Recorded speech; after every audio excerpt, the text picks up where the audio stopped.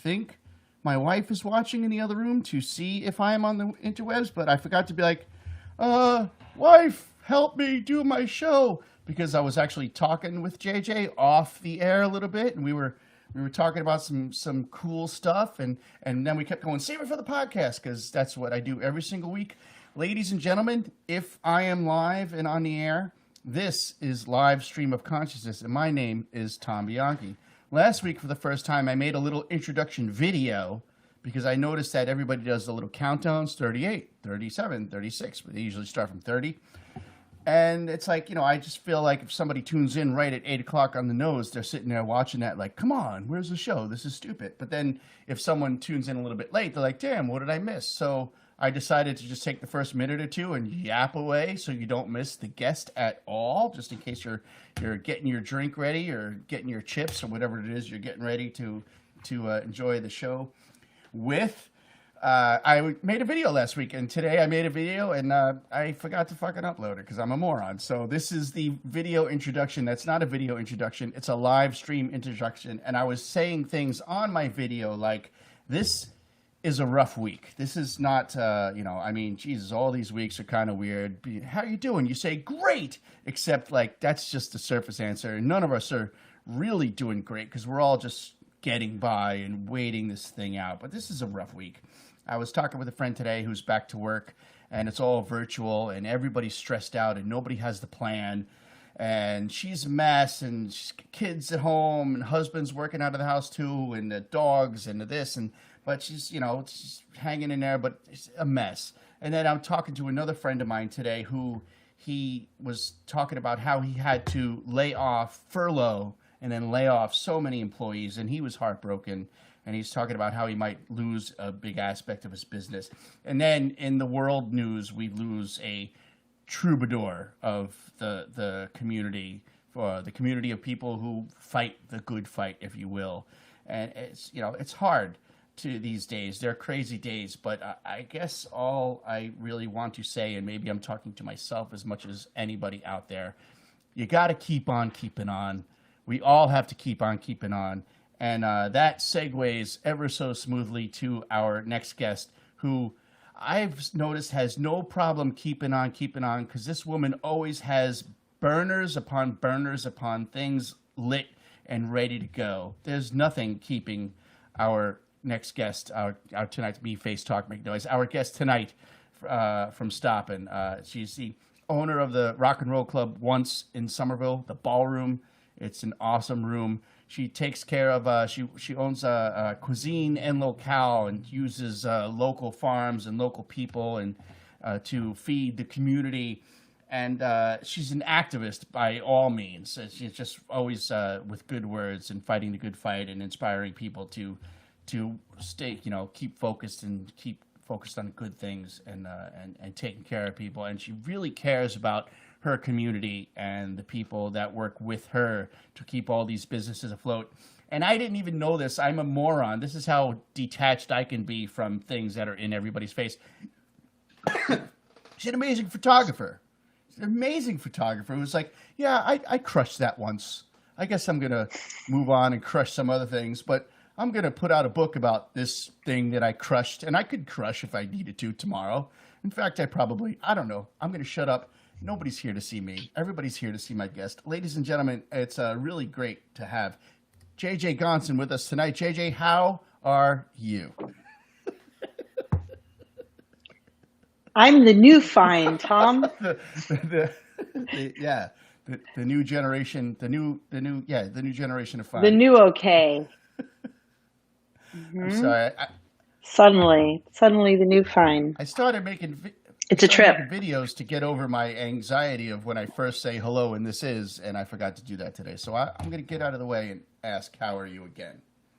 I want to see it. I want to see your intro video. It's on my phone. I could punch it up. I'm not going to right now because that would just be awkward, but I could punch it up. I could do these things. All right. We'll take a break and you'll show it to me because I want to see it. I think I said a lot of the same things. I want to see it. I'm impressed. I can't make videos. Like just the awkwardness of doing it, or do you not have a phone? No, it's just like not in my skill set. It's totally not in my skill set. how many Not how things my are you brain finding? works. Moving pictures. How many things are you finding that weren't in your skill set and now they have to be because of this new world of doing business? Like where are your learning curves?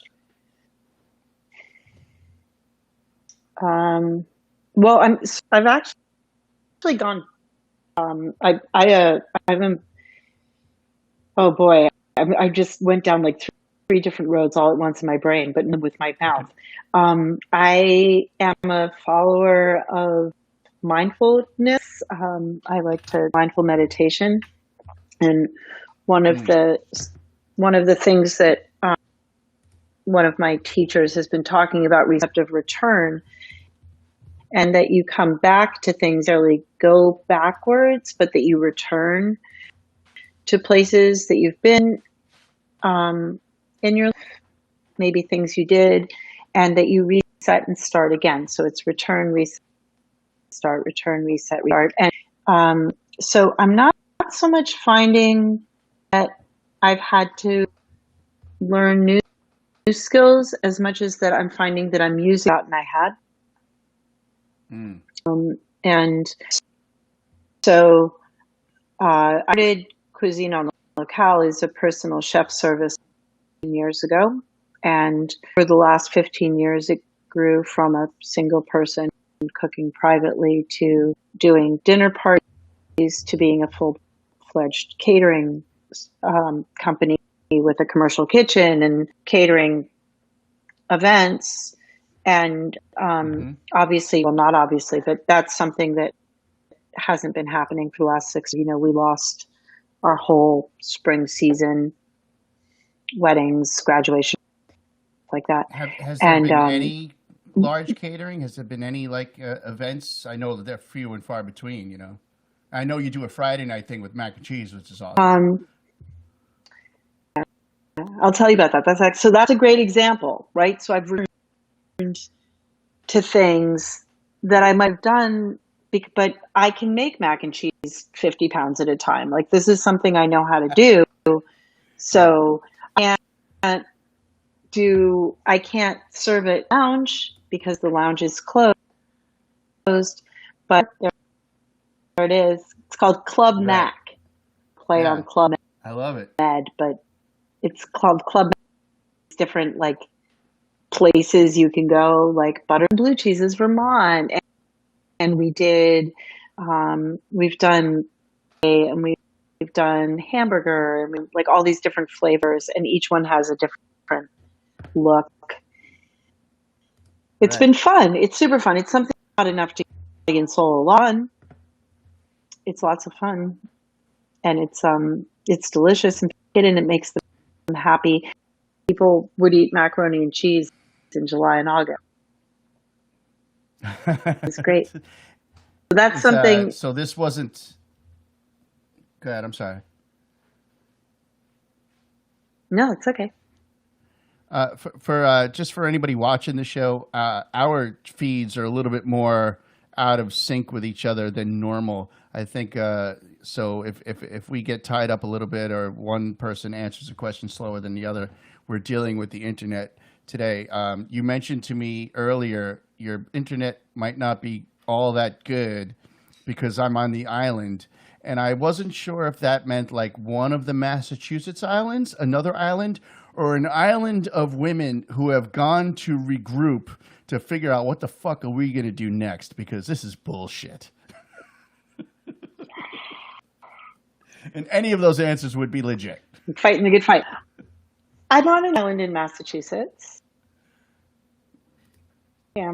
Nice. I'm on an island in Massachusetts. I'm on Martha's Vineyard. And this is a perfect example. I'm on Martha's Vineyard because one of the things I can do is cook for people. I'm Right. here for a month cooking for someone. Are you finding that it's Because we got to do what we got to do. Are you finding that it's a little bit more? They're not taking. Not that anybody would be taking COVID looser, but it's like it's only so much outshore exposure that folks can get to the outside world. So maybe there's just a little bit less of a stress level down there or something like that, or as long as everybody's following protocols, you're So feeling comfortable. it's because there's a lot of tourists. So the tourists are in the towns.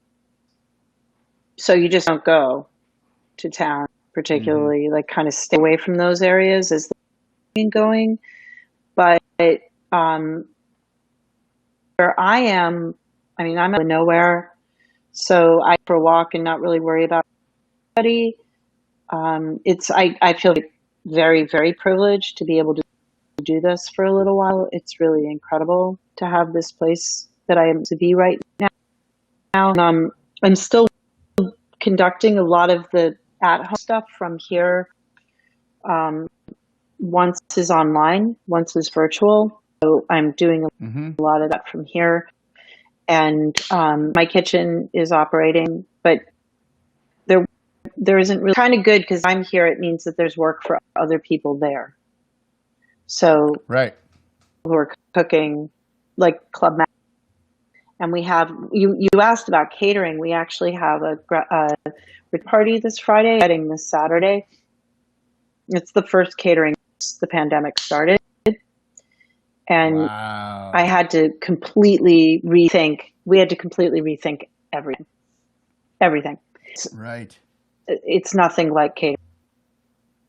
It's totally different. It actually is. This is. I think that the big dilemma for people that work in food in any way right now is that nobody wants to let their business go because we've all been working our whole lives doing these things that are so Of important course. to Yeah. us. Nobody wants to just let it go, but at the same time, it's very hard to judge because do a wedding, this wedding that I'm doing this weekend, when it started, it was, I think, 100 people. Now it's 40, and we're not doing service. We're only doing food. Right. I'm all about service. Like, I'm all about making things beautiful and making sure everybody has what they want when they want it. And can I get you Mm-hmm. another drink? Allow me to take that plate. Like, that's my whole thing, is that everything is really beautiful experiences. And I can't do any of that. We won't enter SAR at all. We're Right. basically just going to have food there for them. But I You're doing told it her, right. like, I we're mean, not giving them any service. that's They great have that you're doing it to. right. Not everybody's doing that, unfortunately. I But think, I think that caterers are being pretty mindful. But we don't have any right. work. There's no work gatherings. So, Club Mac is a great example of when we have making food. So we can do that. And it's fun. It's fun. And And I virtual. think that that's a big part of what is important. Yeah. Yeah, definitely. So you got people just having something to do. I've heard of a lot of people actually like that are on unemployment that are like offering to do stuff for free just because they can't come on off they can't work and come off of unemployment because they'd be fucked, and it's like that might feed into this horrible Republican like, well, you expect people to yes, we're getting paid to stay the fuck home and not you know not expose people, but at the same time you want to do something, and as long as you're following protocols and doing something, folks are going nuts. They just want to do something. That is literally why I started this show. I'm used to running into wonderful people in the community and having these conversations. And this isn't a moneymaker. I think I put up some tips links, but nobody pay, and that's fine. I'm not going like you should donate, especially Everybody this tip show. Tom right now. No, Donate no, to no. Tom. Yeah, I tell you what though. That being said, folks have Definitely. been really generous with Good. when we do live streams. My wife and I did one with you with the One's virtual venue. People have been It was the lovers of live music have been really supportive and generous, and that's a gorgeous thing. This venue, my wife and I did it out of our house, but you've had people actually on the stage. Yes. Not a lot. We built out a system, a sound stage. Um, a couple of people can come in. It's a big ballroom. You know, you forget how big it is, but it's very big. It's I think the ballroom is 1,000 square feet, and so set up 5 cameras.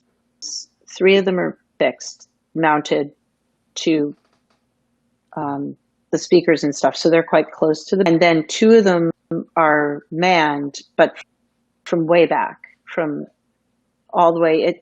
The ballroom dance floor, and nobody is allowed on the dance floor when there's somebody on this about 20 feet. Right. So there's 2 cameras that are 20 feet back. One of them is on a boom, so it's close. It's a lot of fun to operate. And then the other one is Zoom, that's all the way at the back. And then we have, we take live feeds from the room plus we take live feeds from the room, so are taking feeds from the board. So what you end up with is a 5-camera mixable shoot, a mixable live recording as well. It's done it a few times, and we have some people who are coming in. It's complicated because it costs money to do, and there's not a lot of money right now. So if somebody wants to hire us to do it, it's much, much easier for us to do it. But we have put up the money to roll. The company got a PPP, a payroll protection grant. Well, it's not a grant, it's a loan. Yeah. And that's how we've been doing what we've been doing. That's how we're keeping the virtual venue going. And Club Mac. That's how we've been doing what we've been doing, because there's not enough revenue to, nobody's, I don't think anybody who is either pizza places, like fast food places, I think are doing it, and I think like the big chains will hang on, but everybody else, like I don't know, because I'm not a restaurant, but I can't imagine that restaurant breaking even. And I don't know what they're going to do when the weather gets bad. I talked with somebody today. Not to be too dire. No, dire is it's a dire situation. I mentioned it in my introduction. I talked to somebody today, and I'm realizing in this conversation how off our feeds are. So I'm really gonna try to let you finish your thought. It's almost like over. We have to use military talk here, or else we'll be like talking on top of each other accidentally for the whole thing. But that's okay. And he was saying, I was talking to somebody who owns 2 places in town, and one place is open and it's making maybe 30% of what it used to, and the other place is just closed because it has to be. And it's like, that's just terrible. It's no one's gonna survive on that, and we're all not gonna survive. This live music thing, cuisine and locale. That's awesome that you can serve some food, and people need food, and that's the bottom line. But which is great, and the virtual music, it's like, we know it's not making any real money that's going to save our asses, but it's making artists or any bucks, money at all, which is cool, right? Or any money at all. It's making artists a few bucks, and I suppose it is keeping the branding going for a little while, but it's none of this is it's keeping us sane. It's keeping us sane, and it's keeping us connected to each other, which I think is very important. Possibly the most important thing for our sanity right now is that it's keeping us connected to each other, and it's giving us the ability to have some of that creative work that we do, where you did some stuff, you do this. It's not about making money, but the reality is that we do have to pay our bills. And I'm not talking about the business paying its bills. I'm talking about us personally. Like, we have to pay our bills, and what's going to happen. We have to figure out a way that we're going to be able to keep paying our bills. And that's the great fear for everybody right now. Um, unemployment and bonuses running out and all this stuff. And that's why personally horrible and egocentric, but like a little bit like, okay, well, what am I going to do? How am I going to keep feeding my family? Because right now we have this grant, and it's been great to be able to keep people. It keeps a few people employed. That's really, really wonderful. I'm in the same boat. It's not going to last go forever. on forever. Yeah. No, and cuisine locale. You know, one of the things that I keep talking about this as an entrepreneur, as somebody who has started multiple businesses.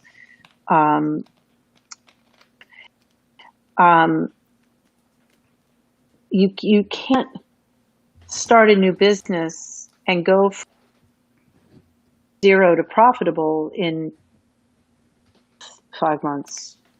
It takes 5 years to get to the point. That's the number. That's the number. You know, it breaks my heart. And this is me being egocentric. I started the Burn booking there, the series. Oh, I think we lost each other's feed for a second. JJ is gone. She's gonna click back in a second.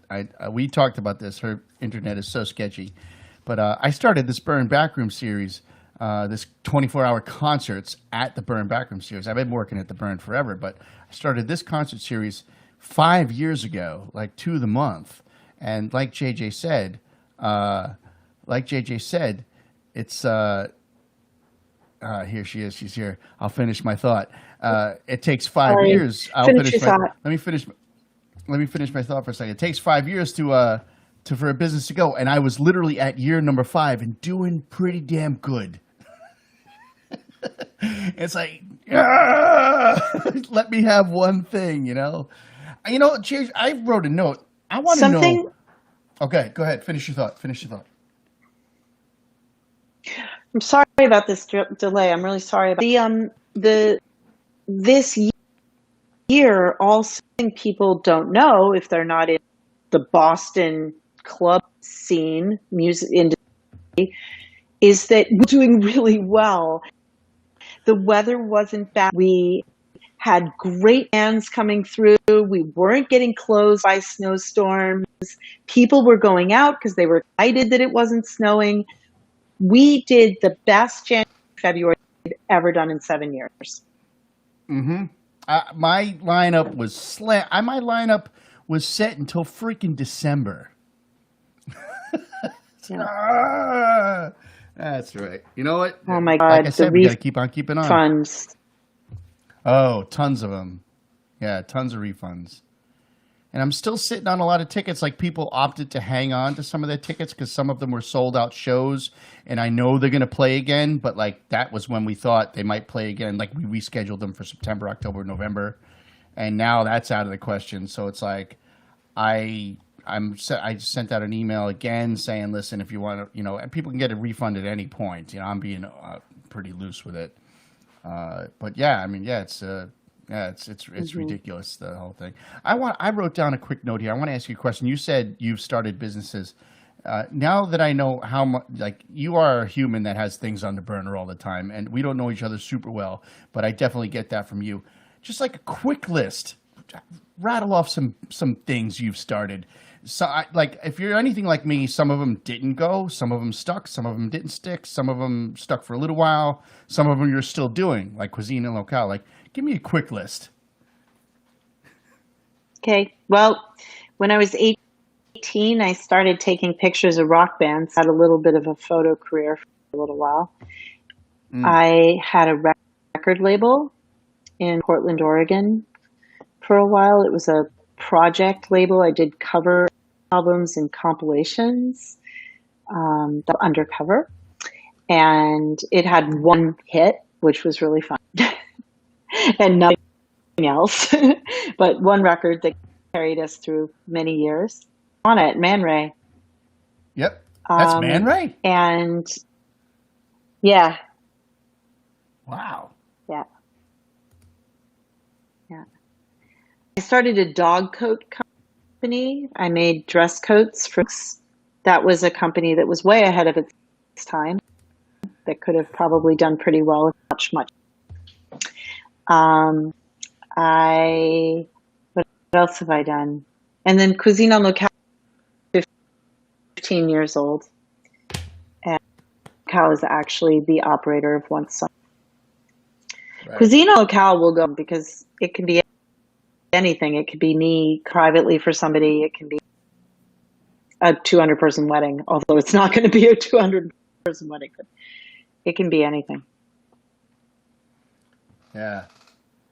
That's great. Dog coats. I tell you, it's funny that the things that if I had only waited 10 years till everybody got, the service industry got this far, until we got so far past agricultural that we were making coats for dogs. It could have been huge. I had the vision. It could have been huge. You know what? They were cute. It's always tomorrow, right? I punched up some pictures of that you notice this one. Love this one. Big fan. And these are from your book of photography that just came out, correct? Oh. That's not in the book. That's Tanya Donnelly. Yeah, the but book is just Elliott Smith. It's what? No, sorry. Go ahead. It's the stupid delay. Sorry about that. The book anniversary collection of photos of Elliott Smith accompanying the 25th remaster of his second record, and I took the pictures on the covers of that record as well as the portraits. So that's the book it's not a collection of all the photos. It's specifically pictures of Elliott Smith or things to do with him. Wow. So is portraits. This 25 portraits. Is this something, this book in particular, is it something you've been thinking of doing for a while, or is it something that you just like, you know what, I'm going to put this together, No, I got it all from the record label that released the original record.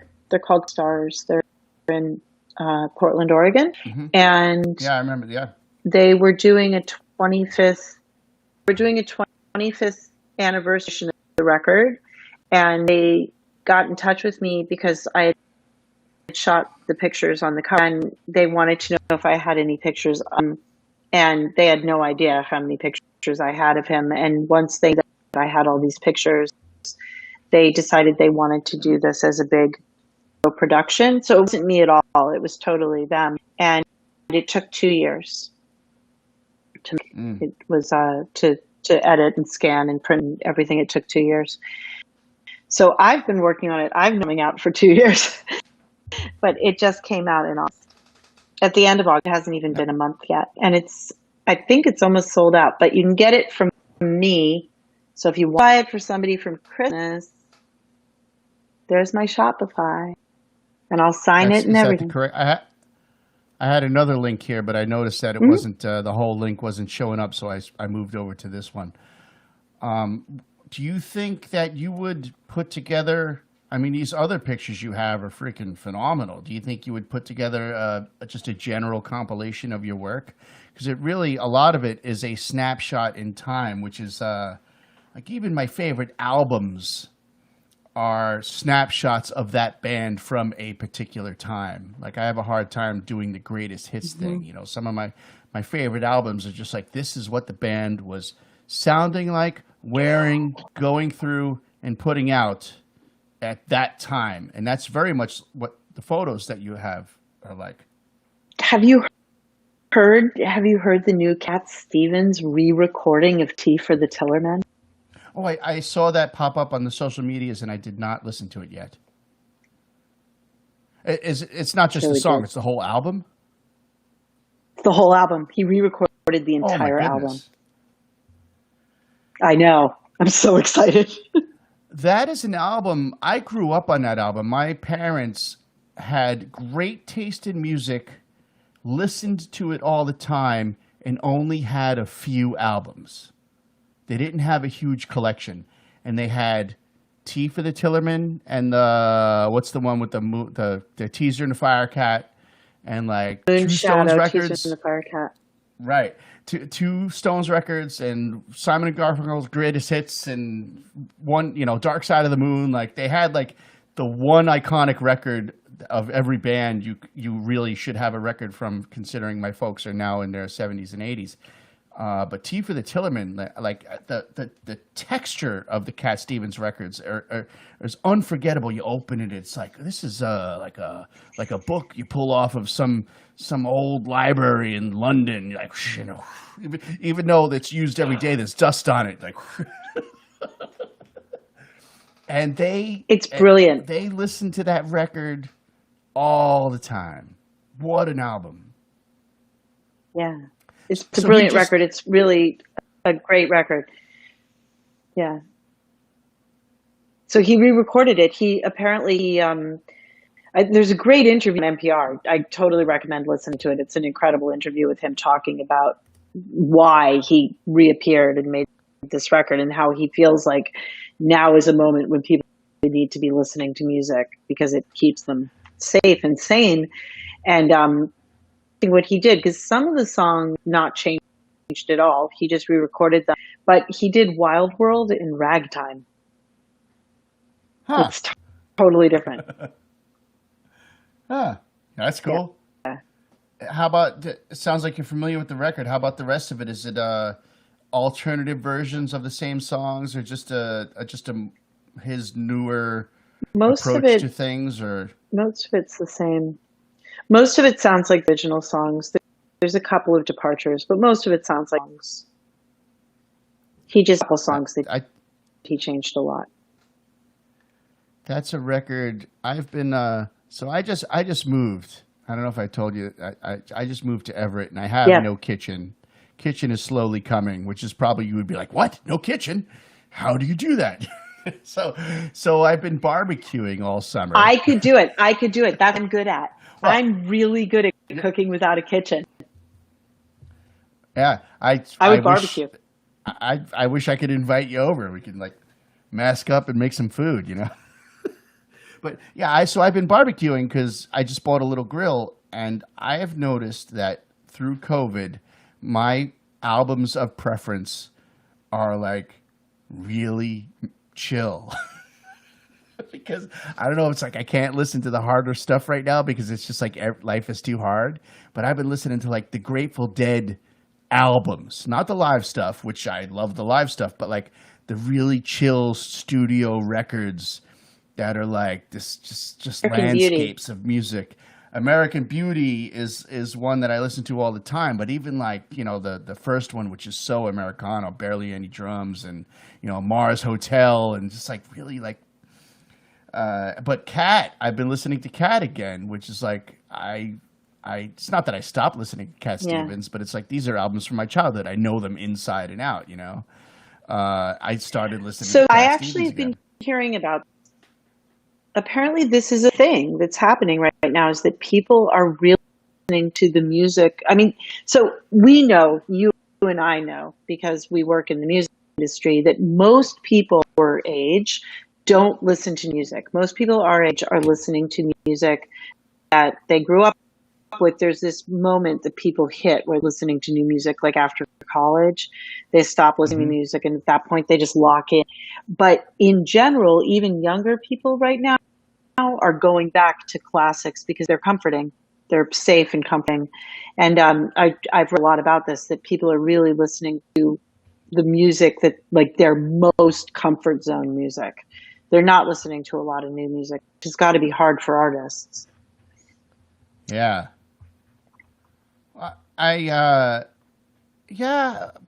Maybe the new music is coming from the live stream shows.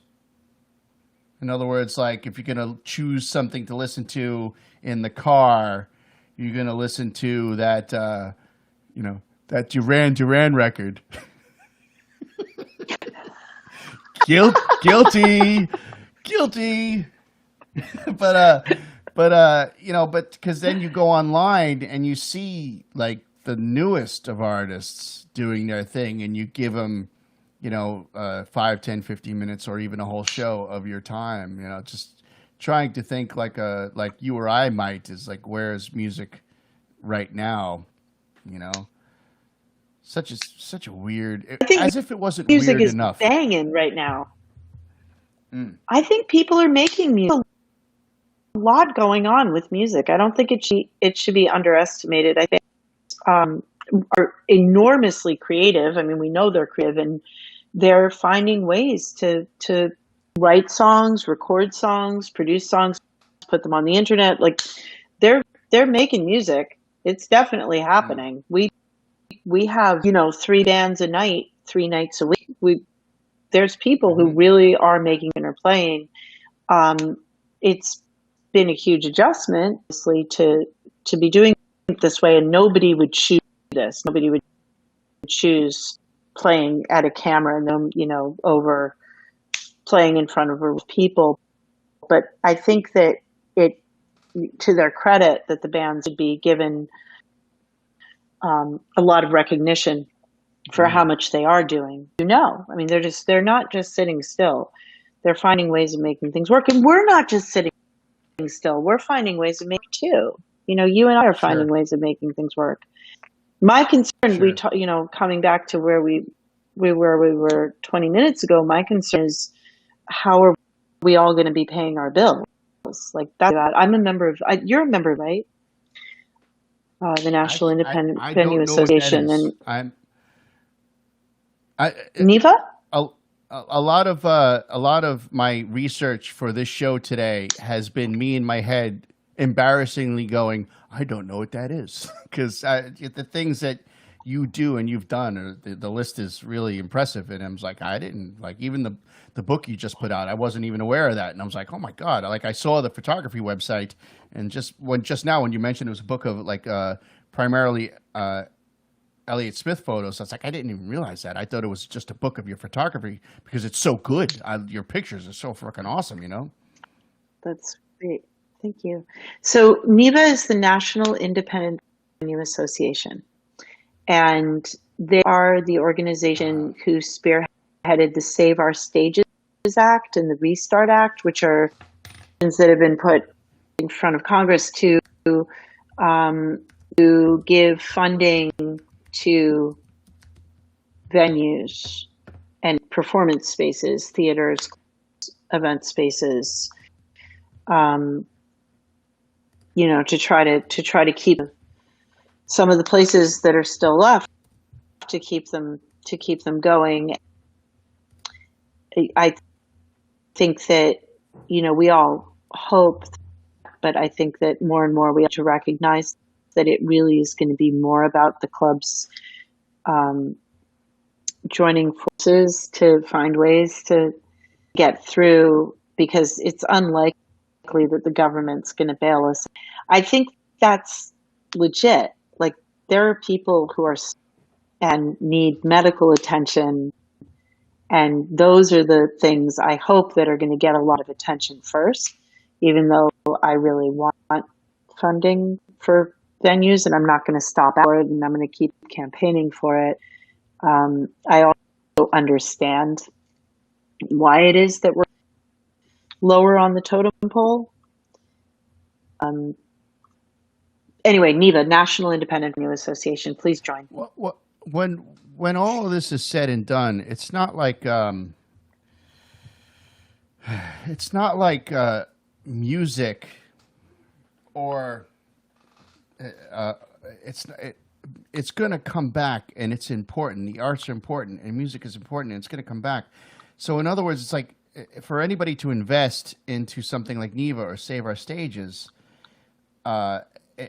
you're not investing into a dying thing. You're investing into a thing that's like, it just needs to be, you just need to hold it up for a bunch of months until it just naturally supports itself again. It's not like, it's not like you're asking right. money for like some technology that's completely outdated. You know, like save the steam engine. You know, it's like it's like no, it's like music Save the is something rotary that phone. yeah, that's that. Thank you. You're faster than me. Yeah. So it's it's funny. It's that my wife was actually on a phone call with with this, I think, with the organization you were talking about, with what I should get her. She's probably listening to the show in the other room right now, making sure all the tech is okay. But like she was on a phone call with a bunch of artists, and they were talking to one of our senators. So I should have known what you were talking about, but I don't. Thing is, I'm not, me personally, like I do a lot of booking, but I'm not an actual venue, so I don't think it hit my radar as hard as it should have. Yeah, I'd love to know who she was talking to. I'm just a guy.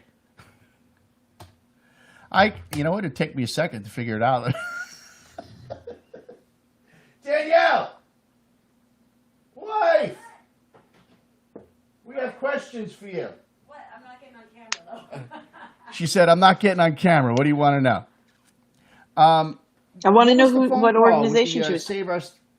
Was it Save Our Stages? What organization was doing it? That was Janae invited me to that. That was Hassan and Janae. Yeah. And they put together a whole letter about musicians. Do you know what organization it was?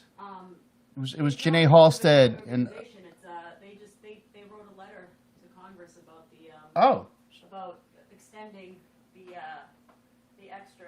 What's Hassan's last name? Do you know? Yes, I do. I forget Hassan's last name, but Janae Halstead and a fellow we know, Hassan. I guess they just made the effort to get in touch with senators, and Talked to Pelosi's representative. it was a representative of Nancy Pelosi, I guess, and they were just pitching the whole musicians Great. need this now thing. Yeah, it might have had a little bit more to do with extending unemployment for contract workers and that kind of thing. So it might have been not so much for stages, but for musicians in general. I'm worried. I'm so worried about bartenders. I'm very worried about bartenders. Yeah.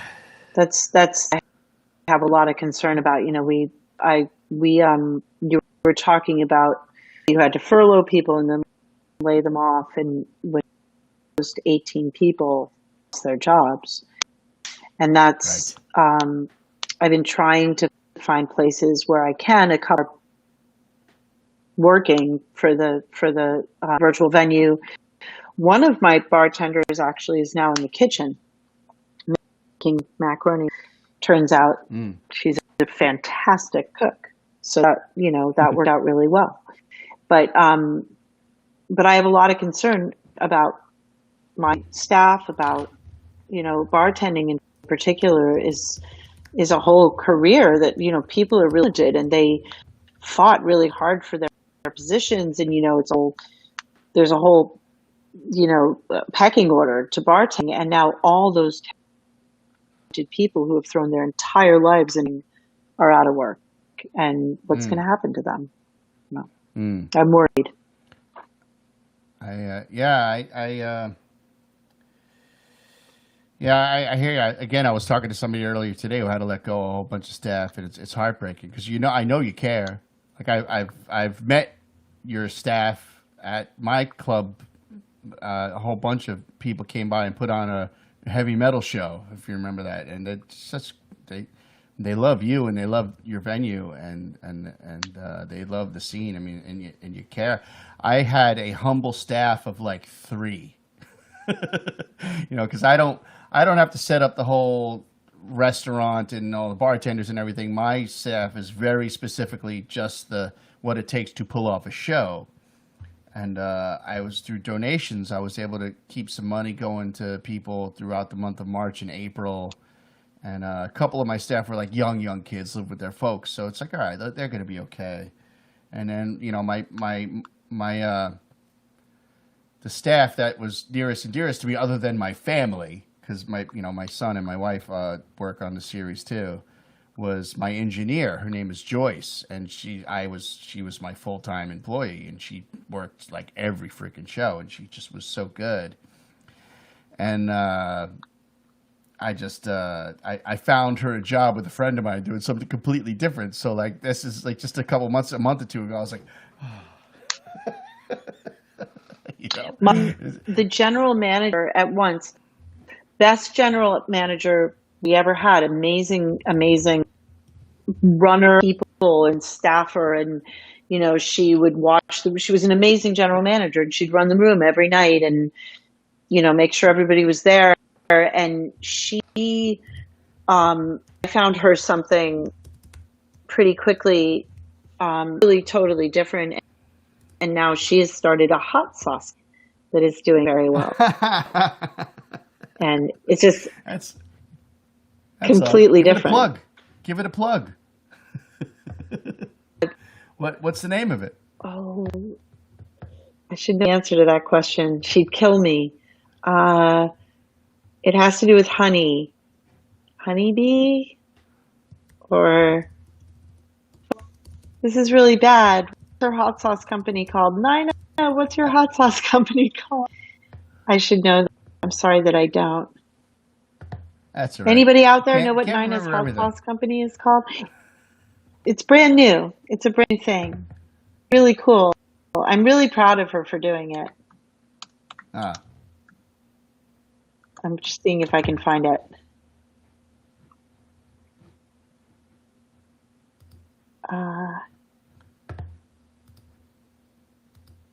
It's called, wait, I need a drum roll because I think I found it.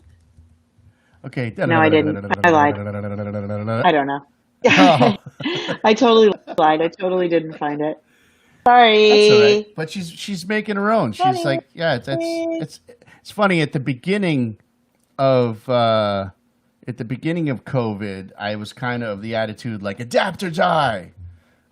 Blah blah blah, you know, and then I almost immediately was like, well, my wife was like, yeah, you got to go fucking get unemployment, idiot. Yeah, but then Because it's what? adapt to be homeless. Right. Well, that's the part of like, But then what? you I know, mean, it's running out. you know, I mean, you get what, 17 weeks or something. Like it's all running out. Everything's run out. yeah. So then what? I don't know. Well, I mean, our PPP is going to run down. Then what? I don't know. Yeah. Just trying to ways to bring in revenue. And, you know, Cuisine on Locale is working. You know, again, it takes a long time to bring something new up to speed, but Cuisine on Locale is a 15-year-old company. It's just that we have to completely rethink what we're doing. But we are working. If I had a little more time, I just need time. You know, we can build it up. It's just, and everything is like, right now, right now.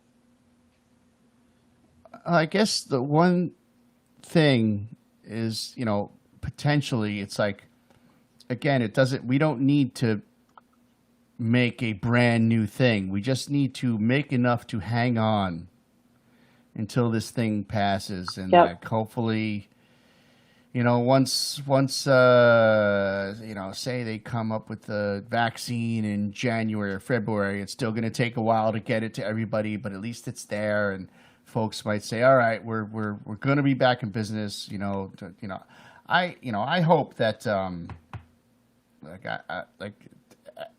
there's forgiveness, at least enough forgiveness to get us all through this. You know, when I say forgiveness, I talk about, you know, financial. Like if somebody was saying today, there's a building owner in town was like, yeah, my fucking tax bill is ridiculous, and the city has done nothing for me. It's like, hopefully, you know, the city, the state, the powers that be can be like, all right, well, you know, do what you can, or let's put it off because we know it's coming back. That's hopefully. You know, I was at a call. Sorry. I was on a call a couple weeks ago where somebody said to a city official, have you considered giving breaks to the property? Because then they can give breaks to the businesses that can't. And the guy, the head of economic development was like, we hadn't thought of that. And I was, why haven't you thought of that? Of course you should have thought of that. That's the most obvious thing. You Right. give tax breaks to the property owners, and then they can take the heat off of the renters. It seemed so obvious to me, and I was really disappointed that they hadn't even considered it. Yeah. Well, it's all part of fighting the good fight, I guess, you know? Have you been to any Somerville meetings and things like that? Or have you been like, I'm a little, I watched the first one or two at the beginning of COVID, almost like, you know, but I kind of have tuned out a little bit after that. How is the city of Somerville treating you guys, you know? There's nothing for them to do, really. I mean, we can't work. They can't. There's bailouts. I keep asking. I did not get the city grant they did offer a grant for, for businesses. We didn't get one. I applied, but we didn't get, I said to them recently, I don't want 500. That's not going to help me. I need help in a much bigger way. And I don't, the city, one of the things that the city did that has been super, super, super helpful was I had for a grant to get business, and they pay for a business advisor.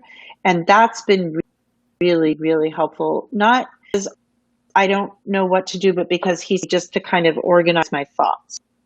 So, thinking about like, well, what is the best strategy right now? Obviously, trying to spend as little as possible, but what should we be putting our energy into? What are the best things, the best ways to proceed at this point? And he's been really, really helpful, which is great. So the city pays, which is really nice. They're not giving us any money. Yeah. Mm-hmm. Do you mind talking about this kind of stuff, like the landlord and the building and all that stuff? I didn't really check in with you before the show about too much. Is it okay for me to ask? It's really not much to say. Yeah. There's really not much to say. There's really not much to say. We're just trying to figure it out. Right on. Oh man, I'm just trying to get a sense of what this is. Yeah. That's my friend just posted in the chat. I love you. I love you too. I can make that happen. Look at that. That's sweet. I've been one of the things with this show. It's since the start. I've had lots of folks on that I know real well, and I've noticed. I guess I'm the host of this thing, and one of the things I've had to do is whether it be a guest or myself, I have to steer us away from going down the rabbit hole of like, fuck, this sucks. Trying to get together with some friends. It's like, yeah, and if you're going to go there, like, okay, well, it sucks, so now what? Because we can only sit around saying it sucks for so long, sitting around being like, oh, this really sucks. And it does, and it sucks for their world. It sucks. Right. And that's totally, so now what? What do we do? How do we get from here to there in our lives? I really, if you don't, I don't think anybody knows. If you don't mind the shameless plug, I think what I'm going to do is get on the internet and put in my order now, and satiate myself with some freaking. I noticed you had lobster mac and cheese. I mean, come on, that's you talk about music that makes you feel better from your childhood. I think I'm going to be putting some mac and cheese in my face this weekend. Lobster mac, it's the best. It's my wife's birthday on Wednesday. I'm gonna take her off of mac and cheese, and she literally said to me like yesterday or the day before, I've been craving mac and cheese. So I think you just hooked me up with my idea for the weekend. I got my present for Wednesday. I have to go out and buy a card. I gotcha. Don't tell her I haven't bought a card yet. That's she's not a material person, but if I don't come home with a card, she's gonna kick my fucking ass. She definitely didn't hear you say that. Nah, she's not watching and doing tech right now. Definitely not. How's things like, what are you doing? You're on the vineyard, going for walks. What's your who you hanging with? Like, if you don't mind me asking, like, what are you doing to keep your brain busy and keep the body moving? Well, I'm working. I'm cooking. I'm feeding. 'Cause that's what I do. I'm personal chef. Do you have staff So I'm people really helping you enjoying. there? No, just me. So I'm enjoying working with. I'm very, very, very lucky. I'm cooking food and kind of gone. I've returned. I've gone back to where I started cooking just for a couple of lucky people, and it enables me to cook for other people, which is great. And yeah, I'm going for walks. I get to go for walks. Walks are nice. Yeah. It's very simple here. With all the things you do, I mean, and have done, do you have a hobby? like, do you have something that's like, this is just a hobby. This is not work related at all. This is just something that I like to do for kicks, like bike riding or, scarf making or whatever it might be, No, I don't think so. If I'm going to do something, I'm going to make some money off person. it. Yeah. Exactly. Yeah. No, I mean, I have the photo. I think of the photo thing as being a hobby. I definitely see that as being a hobby, not a job, although I'm trying to make it be more of a thing. But I think of photography as being a hobby. I don't really take pictures. I take a lot of pictures with my phone, but all of the work I do is my old catalog. But I think of that as being a hobby. And then I'm not as involved with the virtual venue as you would think. There's other people that are very, very, very involved. There's 4 people that really run the virtual. Bridget Duggan, who does all the programming and options. Yeah. James McElhenney, who does all of the tech, and then the errands. We have 2 errands. It's really confusing, and they're the ones who actually run the shows. So, but those people think about the virtual venue all the time. I'm not necessarily as on as they are. And then there's Cuisine en Locale. So that all keeps me pretty busy between those 3 things. And then I also do have a family. So, I think about them once in a while. Are they school age? But I don't have a hobby. I want to take up horseback riding. Oh, that's what I want to. My they are of school age, yeah. So are they home or are they actually in school now? My son's in college. He's there. He's physically in college. My daughter's at home. Somebody asked me, Charlie Ramirez, hi. I like this chat that I can see here. So Charlie asked if I have a lot of photos of the magnetic fields, which is a super cute question. I have very, very, very few pictures.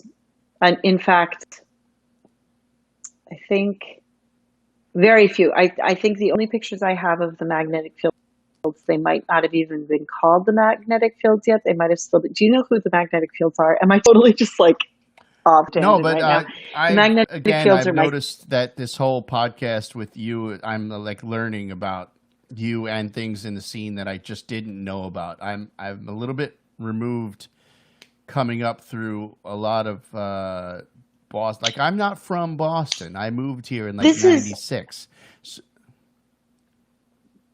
But this is, I mean, this is really not, we're not talking about the Boston scene here. We're talking about my sister. My sister is in a band called the Magnetic. And Oh, right on. the only pictures, Charlie, that I think I, hi, Darren. The only pictures that I think I have of Magnetic Fields was before they were called the Magnetic Field, when they were this, I took a few pictures, but not a lot. The Magnetic Fields actually have a photographer who has documented them for years and years, Gail O'Hara, who takes amazing pictures of them, and she shoots their album covers and everything. And I don't know. I don't think, I'm not sure. I asked at one point, I said, can I do a band portrait of the Magnetic Fields? And it just never happened. But I don't think I ever shot them as the Magnetic Fields, which is really weird because it's my sister's band. But I don't know. I wasn't there to take pictures, maybe. But also, they was on the whole time that the Magnetic Fields were kind of blowing up. I was on the West Coast or on the East Coast, and I didn't actually see them play as many times as because when they were like actively. Hi, Sean McNally. Hey, I'm glad you remembered now. Were you on the West Coast during a lot of those photos from like 85, 86, 87? I was in Boston in the, I shot all the hardcore stuff was shot in Boston in the 80s and the West Coast in 1990. Just in time, I landed in Portland, Oregon, just in time for grunge. And it was wow, great. It was a great time. Wow. Yeah. See, I wasn't sure. One of my, I actually reminded me of something I thought of the other day when I was thinking about this interview. I was like, I'm going to be clever and I'm going to say, so which street was your shitty apartment on in Alston when you took these pictures? Actually, you know what's really funny? My apartment, when I was saw those hardcore pictures, my apartment was 108 Central Street, which is like 2 blocks away from. Oh, really? Somerville? Yeah. I just figured you must have lived at a place in Alston at some point. It's like a rite of passage for anybody who does anything arts related in this town.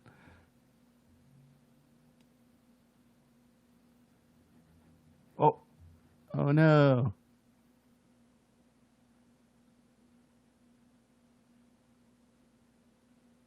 I think I lost your audio. I'm not sure if the world can hear you, JJ, but I lost your audio.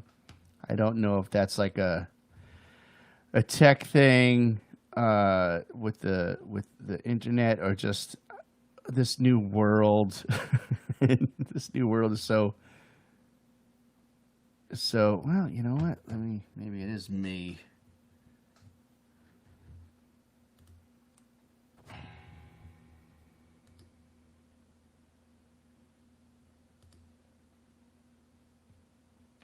Oh, Charlie says he can't hear. Yeah, so I don't think it's all right. Well, I'll tell you what, JJ, if you can hear me, maybe click out and click back again. Maybe just hit refresh and I'll talk to Darren Buck over here because Darren is a good buddy of mine. and I'm psyched to know we have a mutual friend. That's pretty cool. Yeah, try. Yeah, she's gonna refresh. There we go. Oh, yeah. What's up, man? Talking with JJ Gonson. I'm sure you guys know that. And what? Oh, yeah, she's back.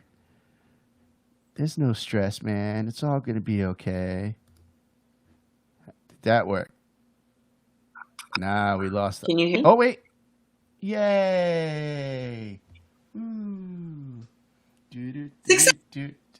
Success. Yeah, this new world, I tell you, this new world. What is it? What's going on? It's like tech with this and internet with that, and it's really you really got to keep on keeping on. You got to fight through it sometimes. In the beginning of this COVID thing, I went online and did a few things, and like we mentioned earlier, like fans of music and are generous and they're donating and they're like, yeah, keep it going. But and you don't expect that to last forever because nobody's that guy has that kind of money, and it's ridiculous. But like, and so I was doing live stuff, and then all of a sudden you keep doing it, and the summer hits, and like the audience dwindles, and you just like fuck, and you tech, and I had, here I am in the middle of COVID, not making any money, and I had to, if I wanted to do something, I had to buy a new fucking computer, so I like mortgaged the house basically.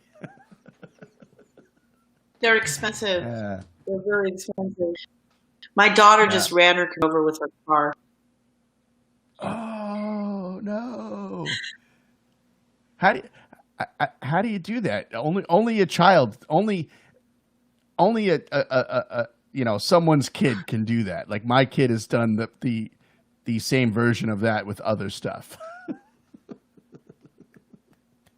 The thing that's so funny. So she put down her backpack, and then some backed up the car over it, and smashed all of these, her hard drive and her laptop and everything. But there was a bottle of coffee in the bag that didn't, like a Starbucks, that didn't break. So there you go. They got to make those computers out of Starbucks bottles. Claire Marie wants to know if it's Ginger Bee hot sauce. Yes, it is. Go buy Ginger Bee hot sauce. Oh, that's my mother-in-law. That's 9. Oh, well, yes. It's Ginger Bee hot sauce. That's Nina's hot sauce that she started making, and it's really hot. And I want her to make me one called wussy sauce because I'm a total wuss. I can't take it. It's too hot for me. Well, it's always good to have a ceremonial bottle in the fridge, ready to go to show off. But I'm super proud of her. I'm really, really, really proud of her doing this. It's really cool. Yeah, you never know when you're going to have that one that person you're cooking for. It's like, for tonight, I want something that's going to burn my face off. Do you have that? You're like, I don't like seafood. My food is not. It's very flavorful, but it's not hot. That's not my style. My stuff is I think that's mild. Most people like it that way. That's why they always put that stuff in a bottle instead of on your food. How? Yes. How? As far as salt goes, like I had a big old health thing last year, right? So now I'm super health conscious, and I've stopped using salt at all ever. And you obviously you get fast food and it's like full of salt, and like, is that you've been cooking for a long time? Have you seen I've noticed that I think restaurants' foods has gotten more salty as the years go by. And I remember like a while ago, like the low salt, low cholesterol thing was like almost like trendy, and you could see it on menus, and that seems to be gone. Like, what's your take on that as far as like when you're cooking with food and when you're cooking for other people? Like, it's do you have somebody who's like, there's not enough taste in this? Like, well, yeah, I don't fucking pour salt all over it, Well, so I'm horribly snotty about this thing. I'm snotty about a lot of things, but I'm horribly snotty about this one. I really believe that if you're using good ingredients, you don't need to use as much salt. It's a flavor enhancer. So if you're using food that has flavor, you don't need to use as much salt. But you have to cook with a little bit of salt to bring flavor out, to encourage it. But I don't use very much salt at all when I'm cooking. And I encourage people, if they want more salt, to add it, to finishing salt at the end. Use a lot of salt in my food. And I think what you're recognizing, there's definitely been a trend towards making food very salty in the last few years. I agree. I don't like my food. I'm not salty. nuts. That is a direction things have been going. Yeah. It's funny what happens when you stop taking salt out of things, and then you eat something that's really salty. It's like, ugh. Yeah, I don't like it. Yeah. Cool. Good to So know. I put very I think, little salt. yeah, we could have a meal together. We, Yeah, I'd love that. yeah. Yeah. Have you ever seen someone pour salt on your food that you just made before they even taste it? And you're like, what the fuck are you doing? Yes. Even more than that, I've had people say, like, why is there no salt on the table? Because I'm such a that I don't put salt on the table because I'm such a control freak. So I don't have my guests salt. I like it. But yeah, I always do it. Do you do Some the people really Italian? like to dump. Do you do the Italian cook thing? Because I have a very Italian family of presenting the food. You might not do this because you're in business, so you can't really do this. But like, you know, like what my family would do, what my mother would do is put all the food on the table, and while you're like just eating with reckless abandon, while you're sitting there going like, oh, this is, oh my God. My mom is a really good old school cook. She's one of those persons that like there could be nothing in the cupboards and somehow she pulls things out and makes a meal. You know what I'm saying? Like she's resourceful and like she never baked. And then one day she's like, I'm going to try baking. It was the best fucking cookies we ever had, you know? And she would sit there while you're eating and just be like, yeah, I put a little too much of this. And I let this get a little too soft. And just like sit there and criticize her own work while you're sitting there going like, yeah, I could. Are you your own worst critic? I do that all. Yes. Definitely. I'm always surprised. I'll cook a whole meal and then I'll just wait for people to tell me it's awful. I expect them to tell me it's awful. No, that doesn't happen. Not often. Yeah.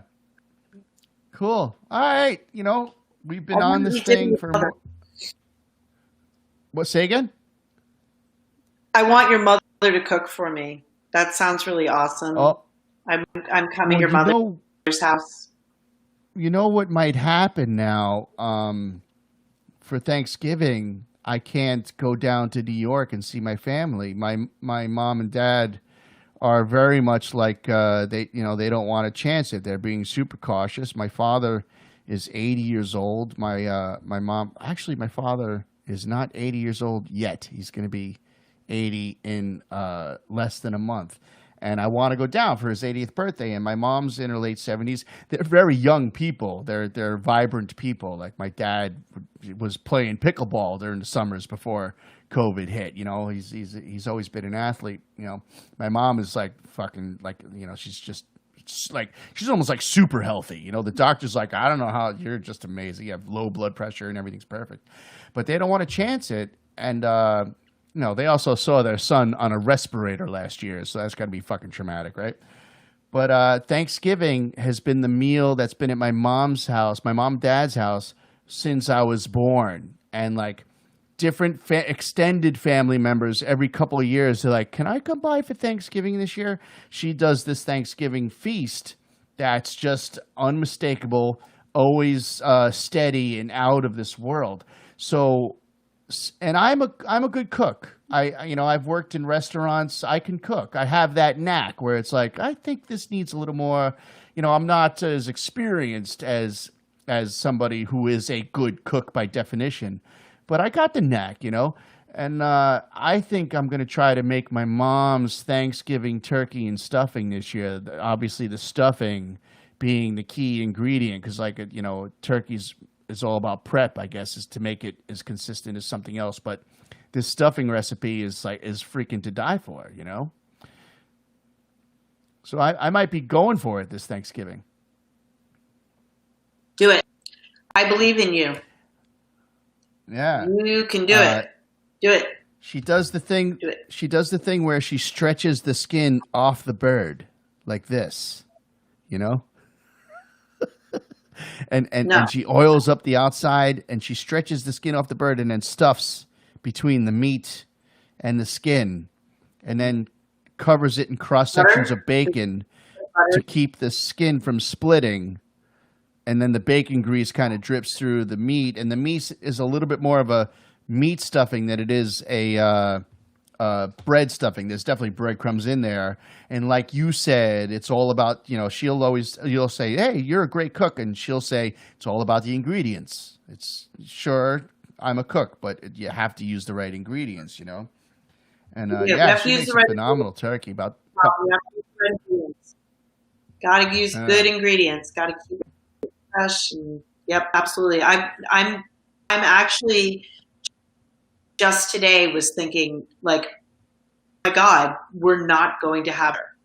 Like, this is my favorite meal. My birthday is often on Thanksgiving. Here it was actually on Thanksgiving Day. It's my favorite meal of the entire year. I always do it. I love it. It's like, oh, I just love it. And there's not going to be Thanksgiving this year.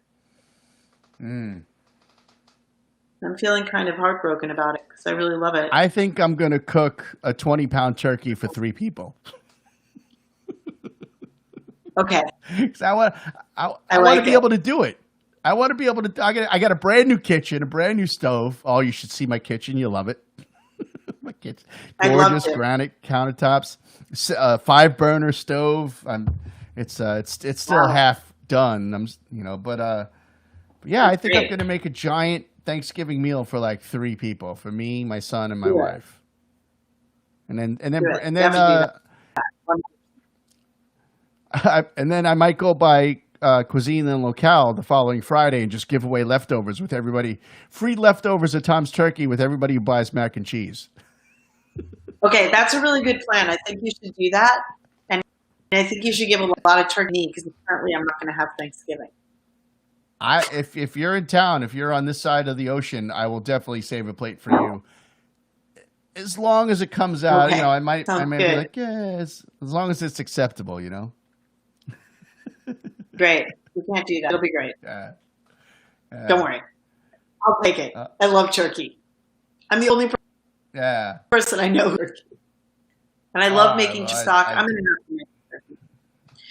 Maybe I can find somebody who wants to hire me to make turkey for them. I'm sure, especially if you're still down on the vineyard, I'm sure you find somebody, I hope so. I love making that meal. I absolutely love it. I used to make it every year with the family. I used to cook Thanksgiving dinner. I'd cook dinner for them, and then I'd go to my family. So I'd get to do things twice. Right. Do you do you traditionally have a very large Thanksgiving, or?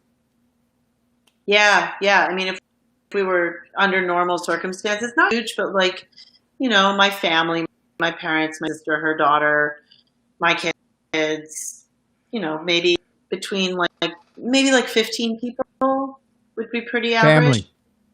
Straight up family, yeah. So it's going to be not to. This is where I steer our conversation away from the depression of Thanksgiving and Christmas without our closest folks to us. And try to talk about sunshine and flowers or something. Right? No, he's really depressed. I'm right there with you. That's the thing. I had a day like that. That's why I started this show by just giving a little 2-minute monologue saying we got to keep on keeping on, man. It's all tough, and it's very tough, and it's going to get tougher before it gets better, and we got to keep on keeping on, Yeah. I don't think we have a choice. No, we don't have a choice. We absolutely don't have a choice. That's nice of you to say.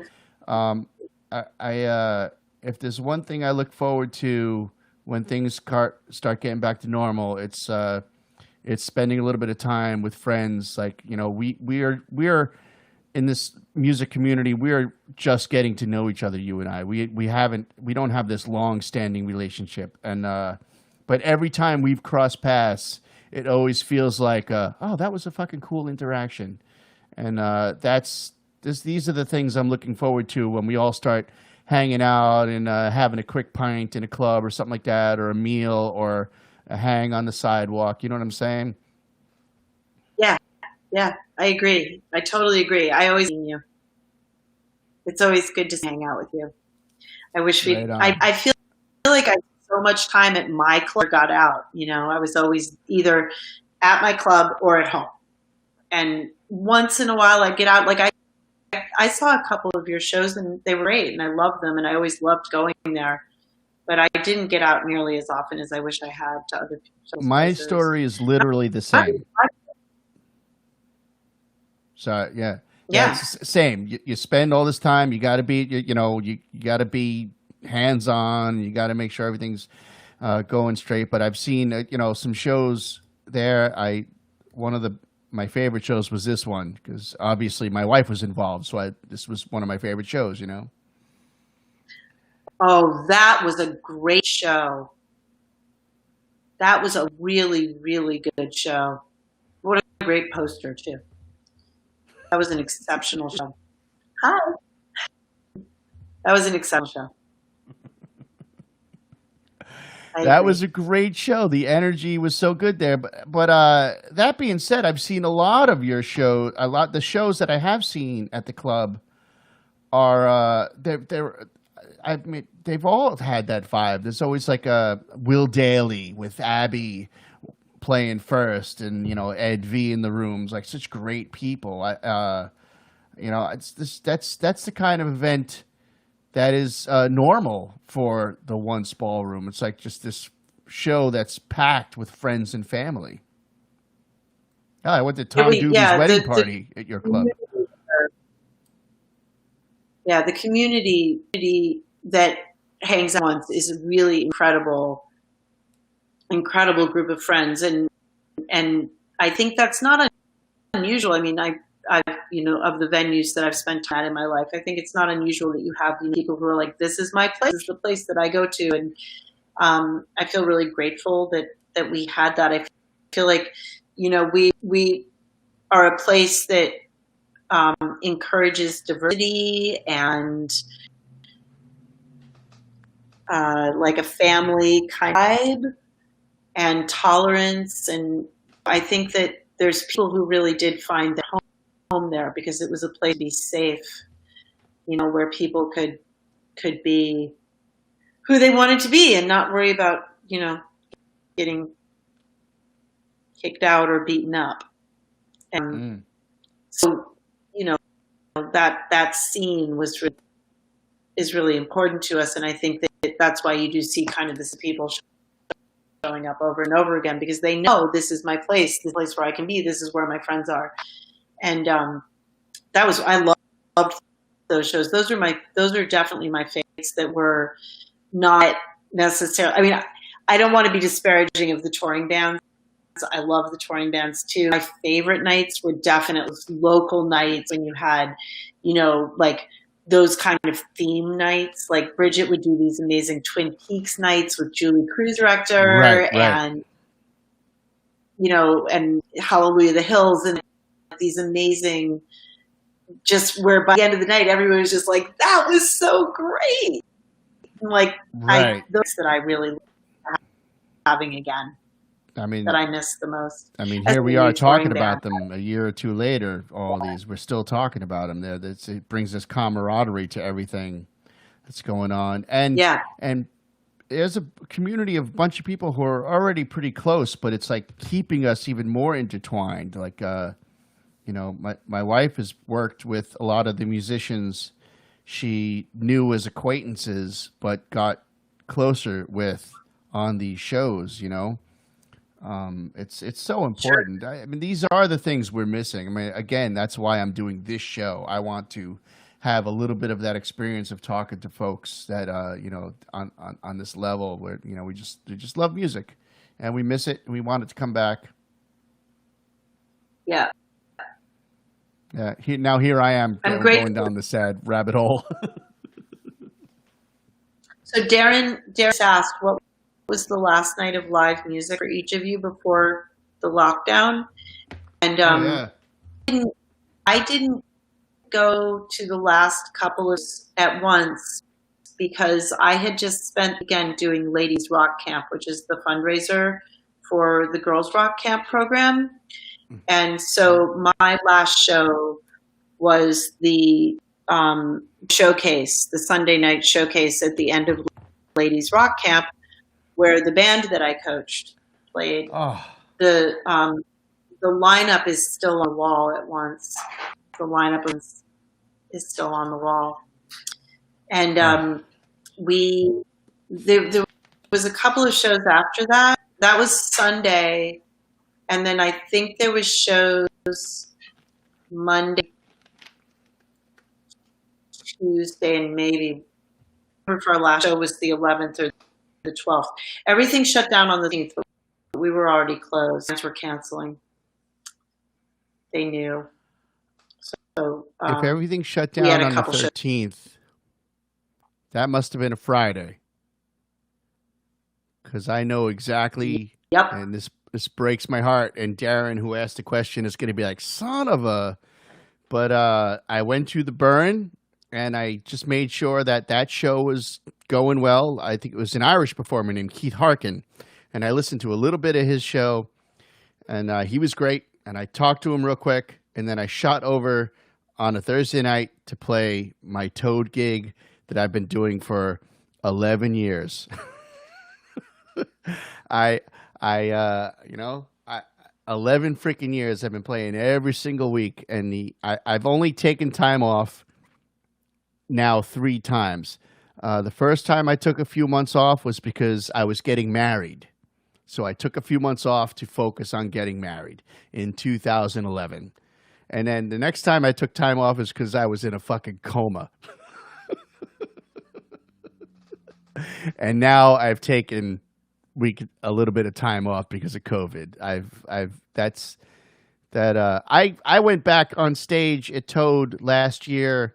I still didn't have my balance. I'm still recovering from a stroke. I'm like, meh, meh, meh, meh, meh. I remember foolishly, saying, like, someone's like, do you think they're just going to shut down the Burn, the Toad? And I remember foolishly saying, you know what, man, bars like that, they're not going to shut. When they close, the gas stations close. They're going to stay open. Like, I just had no idea. I was just flat out fucking wrong, you know? I thought we were closed for, I don't know, I thought it would be a few weeks at first. And then, everybody kind of thought, that it would be like, okay, so it went down and now we'll open again. They keep saying, like, it wasn't a V. And if it was a V, right, we'd be open now. And so I thought we would be open, for a long time. I thought we'd be open by now. So it's, at first, soon enough we realized, like, uh-oh. But, at first I think that's what we thought, we didn't, it's, we don't have the intel. Honestly, if we had the intel, we probably would have known. That's the thing that kills us. And I don't get. So far, well, that's not true. I've gotten political on these things, but like, I was about, if we had the intel, we might have known. And the thing that kills me is we did have the intel. Fucking, we knew. And the audio tape just came out of fuckface telling everybody that he knew, and like, I could have saved so many lives. It's But he didn't want. Yeah, because we can't handle it, Yeah. So he caused a panic, just in a completely ineffective and unproductive way. Right, so he didn't cause a panic with his words. He caused a panic with people actually fucking dying. Right. We get nice comments here. Go ahead, sorry. So the new toilet paper, the new yeast, the new thing you can't get canning jars. Everybody's canning. First they were all making bread. You can't get canning jars. People are so weird. If I save my tomato sauce jars and send them your way, does that help?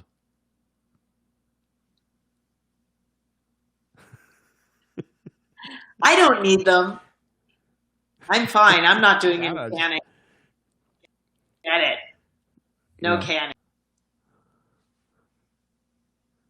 Yeah, my son, all he eats is like, when it comes to sauce, all he'll eat is like freaking Newman's pasta basil sauce or whatever it is. He won't eat any real sauce.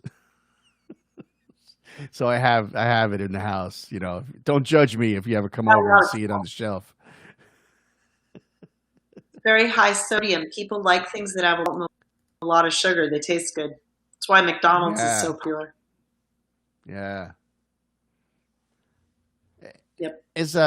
Yes. Do you think that's he forbade? Yes, from Seth. Just looking at Brooke's comment. Brooke, I love you too. And yes, the Cheeto kept everyone from getting masks, and it's ridiculous. Craziness. There's so much. There's so much that you can't shut off from politics these days. You can't, and as well, maybe you shouldn't. One of the books, I wouldn't say it's this huge influence in my life or anything, but I read Steve Martin's Born Standing Up, which is a great autobiography and very entertaining. But, there's a point in his career that, this is during the Nixon era where he just decided, I'm done with politics. I'm not doing politics anymore. Politics is not my thing, and I'm doing the Steve Martin bit. And it's like, I suppose it was probably hard during the Nixon era. I mean, it's just after Vietnam War and everything. But, like, how do you shut off from politics in today's day and age? Because it's so... I suppose the only thing it could be comparable to is, the height of the Vietnam War or the Korean War or World War II. I mean, the paths, the potential paths going forward are as scary as any Cold War reality of diving under your desk as a grade school kid has ever been. Yeah. I don't know. I'd love to stop thinking about politics. I don't think we can. I think that those of us who don't like the current administration have a responsibility to not stop thinking about politics, because if we have to work. This is it. We have to work. We have to change. It's our responsibility. But I'm so sick of politics. I'm so sick of thinking about it. I'm so sick. I'm sure we are, right? I probably speak for everybody. We're sick of it. Like, we just want to go fly a kite. I want to go fly a kite. I don't want to think about politics. I think you just found a new hobby. Kites. Kite flying. Kite flying. That sounds like a nice hobby. Socially distant hobby. Frisbee. We all should play Frisbee. Frisbee is an excellent game for socially distancing and enjoying yourself, and it's good exercise. Yeah. What do you it's almost, I keep saying I'm trying to steer this thing in a fun direction, and it's almost mean of me to ask, but like, how do you process this week? How do you process the loss of Ruth Bader Ginsburg? And it's like of all of the liberal judges to lose, that's the one that just is the one that is the biggest slap in the face to, fighting the good fight. She's a hero. She's an icon. She's a role model for so many, Yep. You said it. I don't know. I mean, it's the timing is not great. And I think that in some ways it's motivating people, but it's also very scary. It's really super scary. I don't know. We were on the air when I found out, and it was hard to keep going through the show. Yeah. Well, it's, I might be stating the obvious, but I think,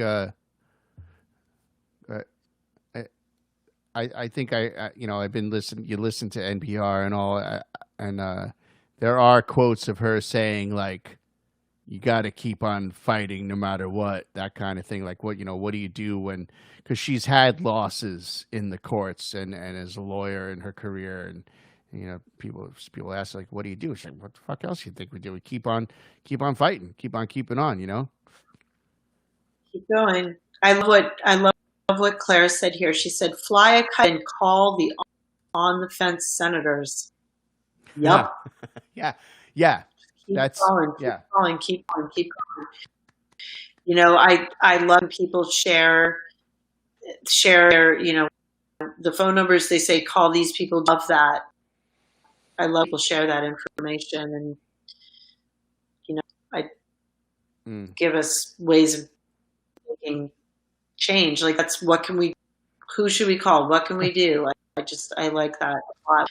I ask Brooke because Brooke knows these things. She's very smart. Brooke is the best. Yep. Brooke is Brooke. I threw my own birthday party, and it was my 50th birthday party, and it was a roast of myself, and Brooke was the opening roaster, and Brooke sufficiently roasted me so awesomely.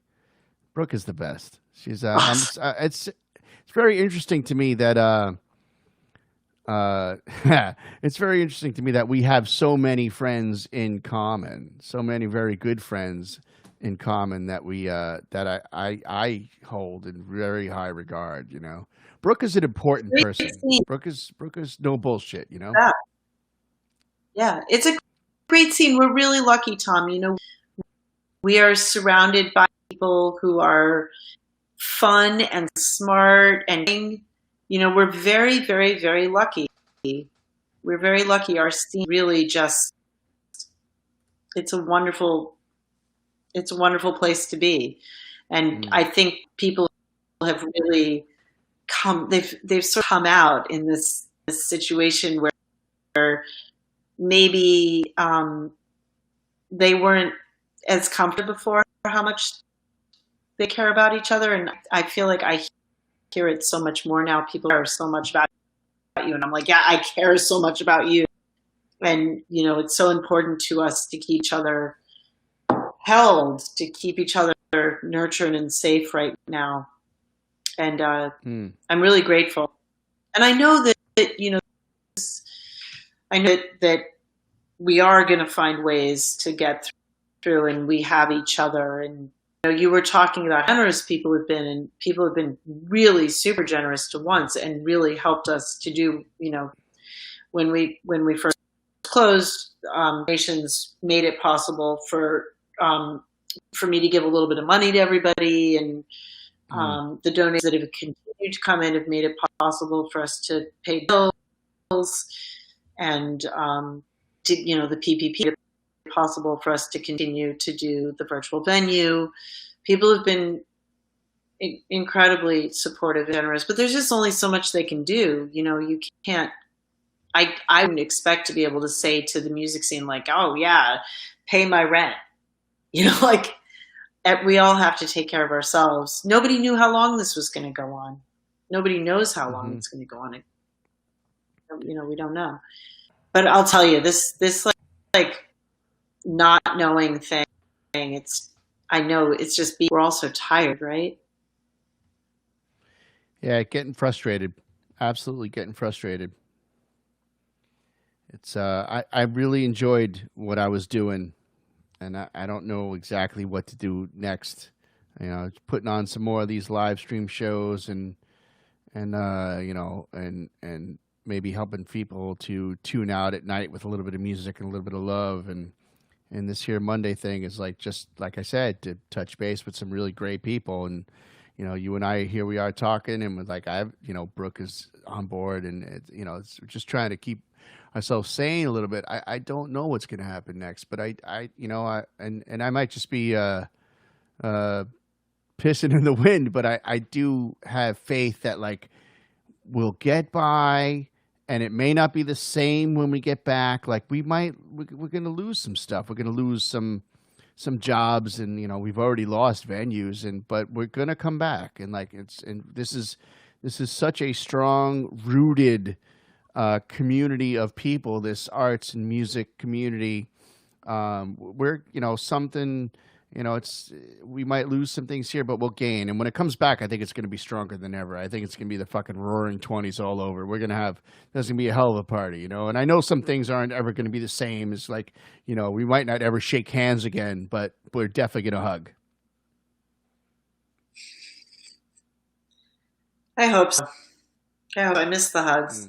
I didn't realize, there's, when you walk into once, come up the stairs, and there's those 2 flights of stairs. One comes down from the green room and one comes down from the lounge. And I really recognized how important that space was, that, there would be the person there sitting at the door checking people in, but then a lot of times, like, be a couple security people, and then like maybe I'd be, or other people would be kind of hanging out in that space. And it wasn't until I don't know, maybe pretty recently even, that I realized a lot of people, and you're sort of saying this, like, you and I are in the same stratosphere, and we know we like each other, but we don't really know each other that well. And there's all these people that I would hang out with, just gabbing, just hanging out and being silly and like listening to the band, talking about music. But I don't know those people well enough to reach out to them now. Like, I don't know their phone numbers. I don't know. Like, I would see these people, some of them multiple times a week, but they're about them, and I like them, but they're not people that I know well enough to feel like I can bring them into my very small world. And it makes me really sad, because there was all the people that I used to see regularly that now I feel really disconnected from, because I don't really have an excuse to like pick up the phone and be like, hey, you used to come to my venue and we'd hang out and talk about the band, but I don't really know. How are you doing, you? How you doing? How are you, you? Hey, you. There's a lot. I'm the same.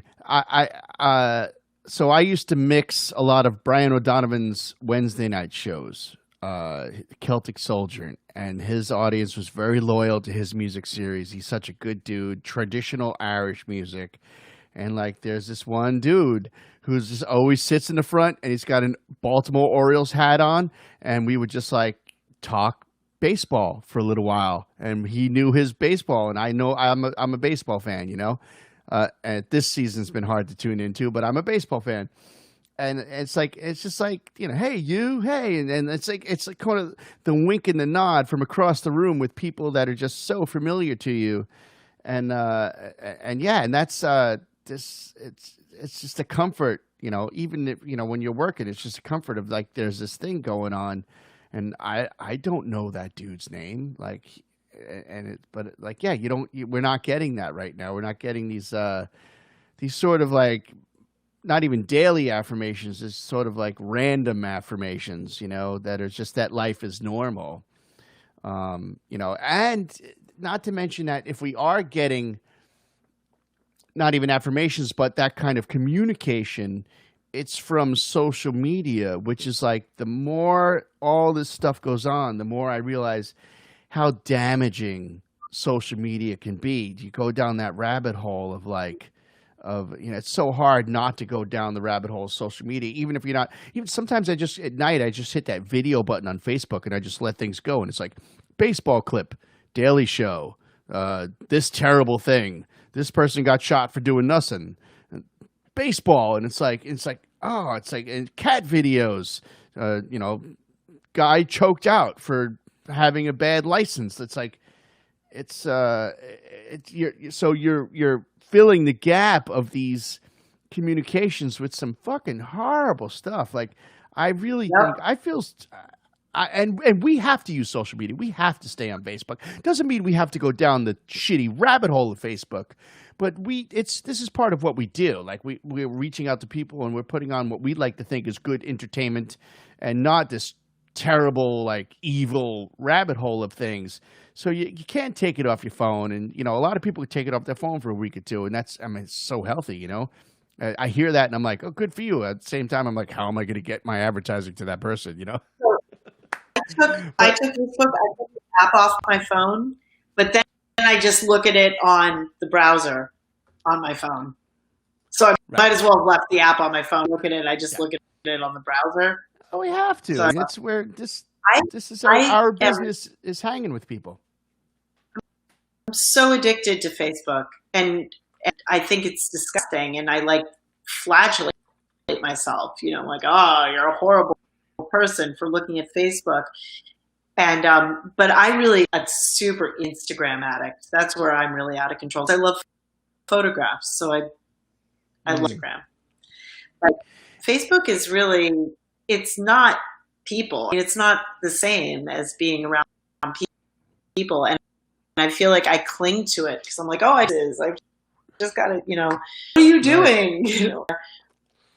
But I do have a very active cause group on Facebook. That's pretty terrific. The Instagram doesn't seem to be as toxic. The Instagram seems to be a little bit more of a safe place. It does, yeah. I agree.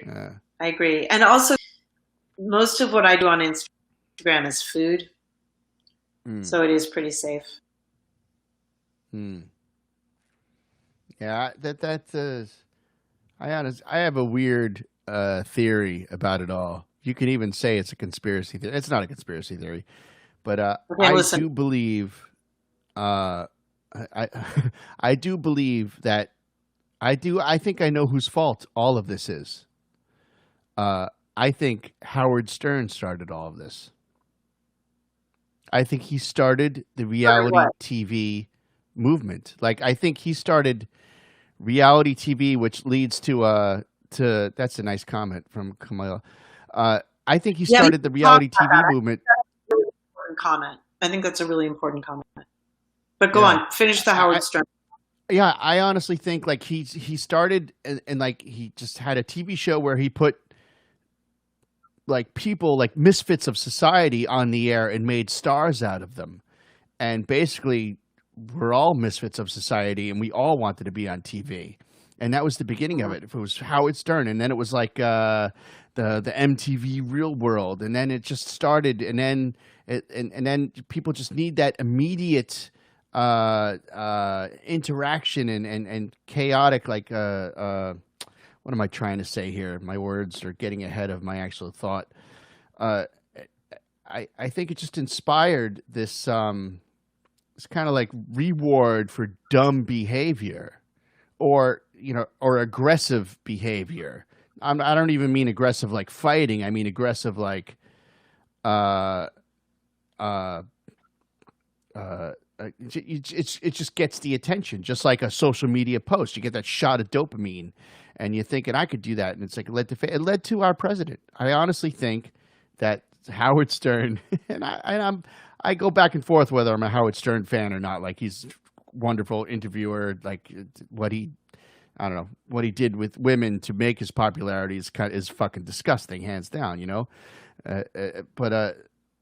Yeah, I honestly think like that whole reality TV show of his, reality TV attitude of his, created our current leader, hands down. And the social media argumentative dilemma of what's going on. Like, what can I do to piss this person off and get a reaction? I do. That's my theory, and I'm sticking to it. It's a really interesting theory. My brain started thinking about TV, and I just shut down. But I totally see what you're saying. I think Camila made a comment, mental health being under attack, and I think that I think that's a really important comment, because I think mental health has been stigmatized horribly. Somebody who is with this a lot, really, that I think a lot of creative people do. I've always felt traumatized, and very like I'm expected to be super tough and super strong and not to admit that I have any mental health problems. And I think that now people should be freaking out. They should be breaking down. They should be losing. They should be depressed. They should be scared. And there's not a lot.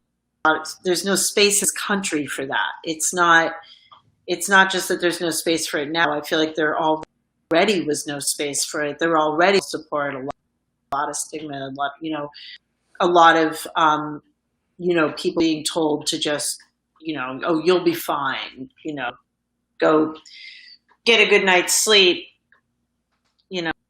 drink a cup of tea, you'll be, and now we have, I thought we were in a state of national anxiety pandemic.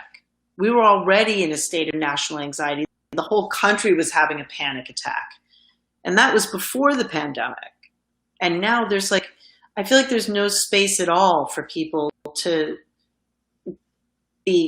find safety with mental health. And I think I said this at the beginning. I believe in mindful meditation. I believe that there's a lot of good that can come out of mindful meditation, especially if you suffer from extreme anxiety. And I feel like there's still a lot of stigmatization. I don't feel like there's a lot of things that can help, like mindfulness, aren't taken very seriously. They're not, I don't know. It's oh, hippie or whatever, but it's well, but these are things that can help. And there's not a lot of support. And then there's also just the fucking medical system, which is so expensive. Mm-hmm. You can't get help. There's actually, in this country, we did this crazy thing a few decades ago where a lot of the mental health, as people were keeping people at home more and more, they closed a lot of mental health facilities. So there's no mental health facilities. I mean, there are none. You can either go to Bedlam, you can go to an inpatient emergency system, or to McLean, which is $1,000 a minute and doesn't take health insurance. Right. So what about all these people who don't need to go to urgent lockup, but can't afford to go to? There's nothing in between because it's all been closed. So there's no support, and I'm sure Camila would agree. There's no support for most people.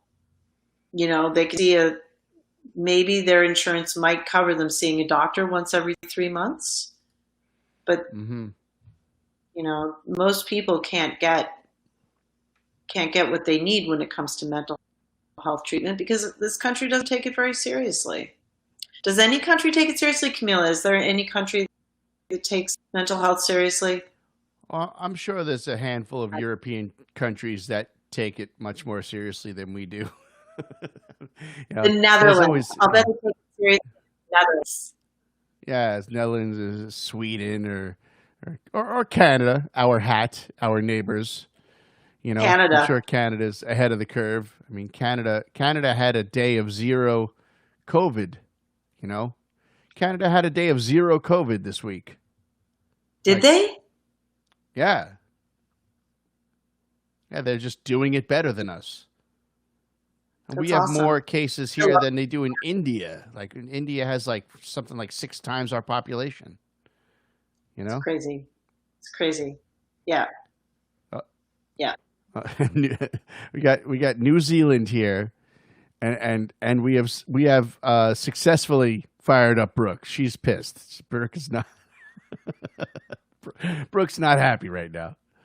I could hear her, right? I could hear her from sitting at home, ready, she's putting the boxing gloves on. Absolutely right. She's absolutely right. Yeah. Yep.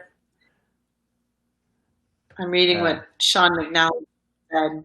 Shock jocks like Stern, Morton Downey Jr., Jerry Springer, etc. led to MTV's Real World, then crap like Jersey Shore and the Kardashians and Housewives, all sorts of MTV.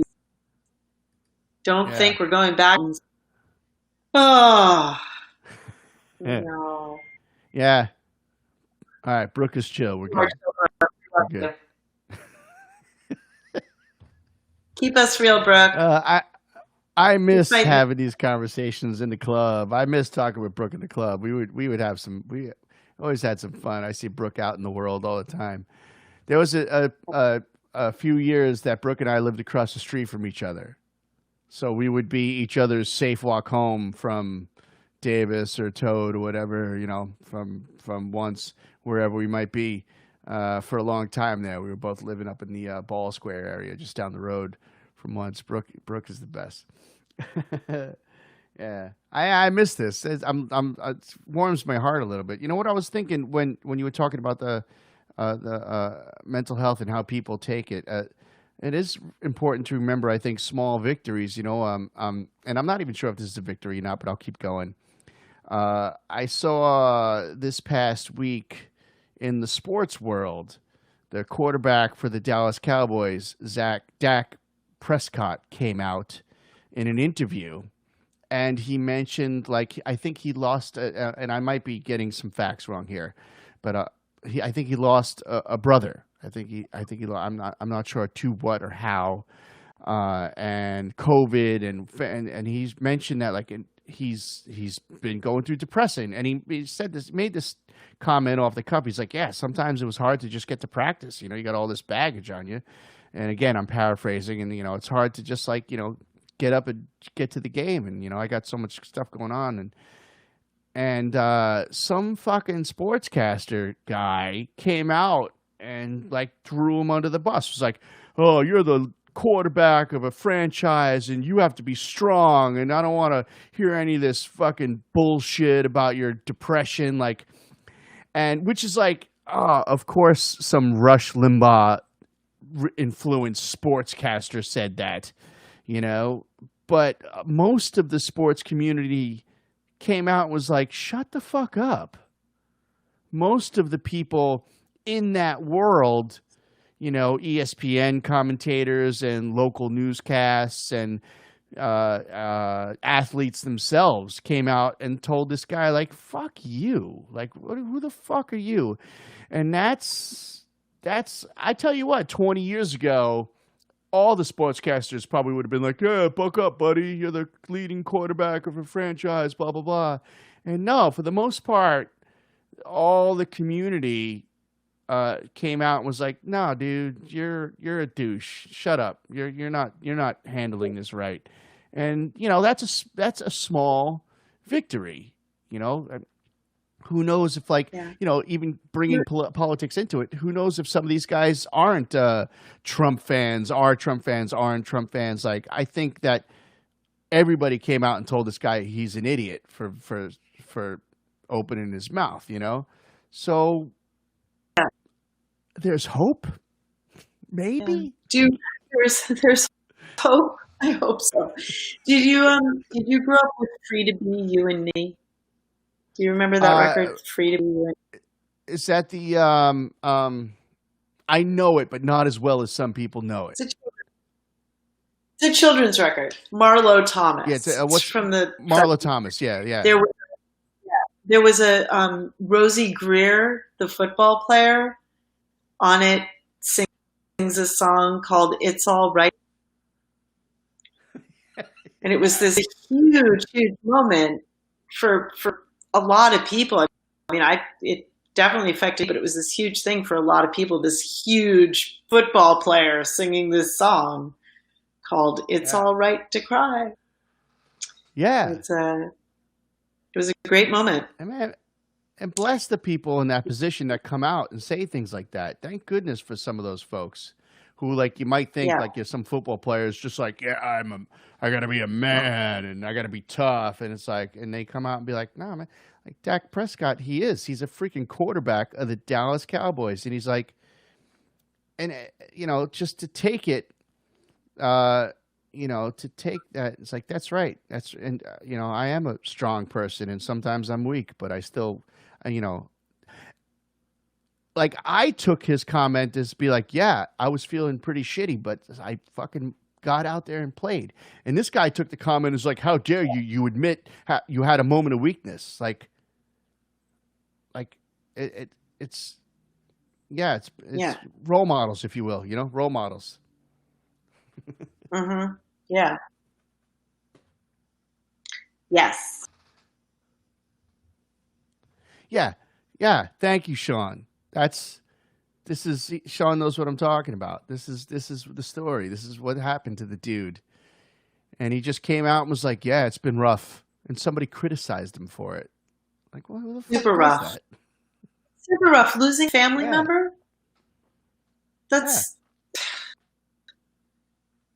it's brutal. It's brutal. Yeah. I'm looking Yeah. at Yeah, me too. oh, Yeah. we're not going to be free to be you and me in the fall. That Well, sucks. the NFL, that's a podcast in its own. There's a lot of I'm sports not is a the mess, John particularly the NFL. That's not my podcast. I don't think I'm the expert that should be involved in that one too much either. I might be somebody who's commenting, but I'm You talk about music, and I'll talk about food. But I'm not talking about football. I know nothing about football. I've made a point in life of not knowing anything about football. Well, I know something about food. I tell you, I could tell you a little bit about food.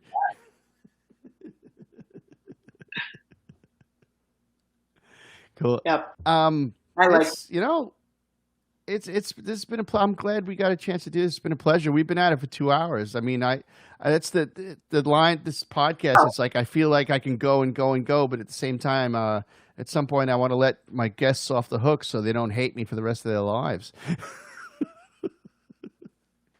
I haven't had dinner yet. Yeah. Yeah. I had a little bit of breaded pork chop just before the show. Just a little bit. Just enough to keep me energized, but not enough to give me the food slowdown. Very nice. Yeah. Very nice. I have to go forage in the fridge.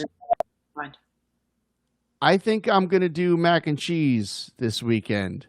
I'm going to go. You have to. Do you have to? You have to reserve, right? You have to go online and say, "Hey, I want some mac and cheese," and reserve how much.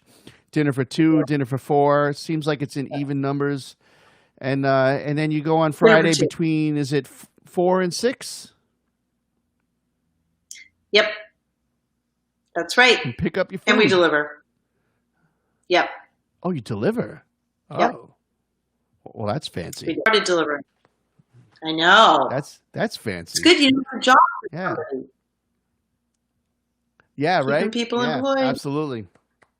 Absolutely. Yep. I thank you so much. I think that's a good place to leave this. And I think the theme of this podcast should be keep on keeping on, everybody. Keep the burners going.